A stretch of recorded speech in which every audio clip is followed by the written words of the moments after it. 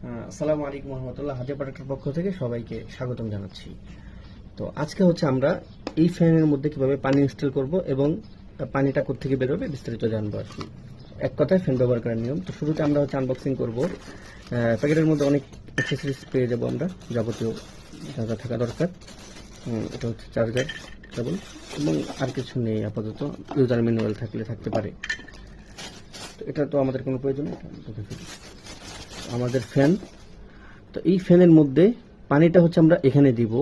তার আগে আরেকটা কাজ করতে হবে, এই ফ্যানটা আমরা খুলে ফেলবো। এটা আমরা টান দেব, টান দিলেই খুলে যাবে।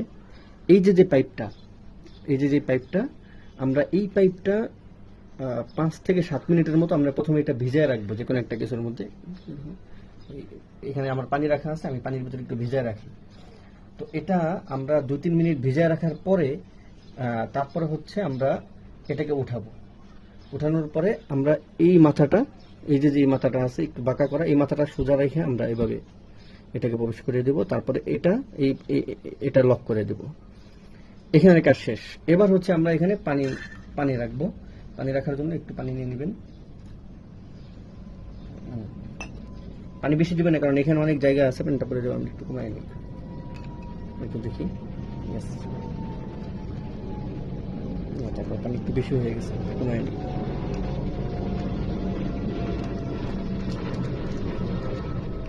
এই আমার পানি ইনস্টল হয়ে গেল, এখানে পানি আছে। এবার আমি যদি এখানে 2 সুইচ আছে, এই পাশে হচ্ছে টাইপ সি পোর্ট চার্জ দেওয়ার জন্য।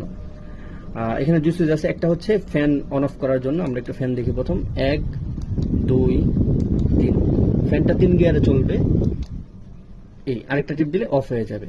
আর পানি করার জন্য এটা করব। আর এখানে হচ্ছে একটা সবুজ লাইট জ্বলবে, দেখেন এই যে অফ, পানি অফ, সবুজ লাইটটা অফ। আমি এখানে টিপ দিলাম, এখান থেকে পানি স্প্রে হচ্ছে এবং এখানে হচ্ছে সবুজ লাইটটা জ্বলছে, আপনারা দেখতে পাচ্ছেন, এই যে স্প্রে হচ্ছে। তো এই হচ্ছে মূলত ব্যবহার করার নিয়ম। আশা করি ইনশাআল্লাহ আপনারা এই নিয়মেই ফ্যানটি ব্যবহার করবেন। দীর্ঘদিন ব্যবহার করার জন্য অবশ্যই চার্জ করে ব্যবহার করতে পারবেন।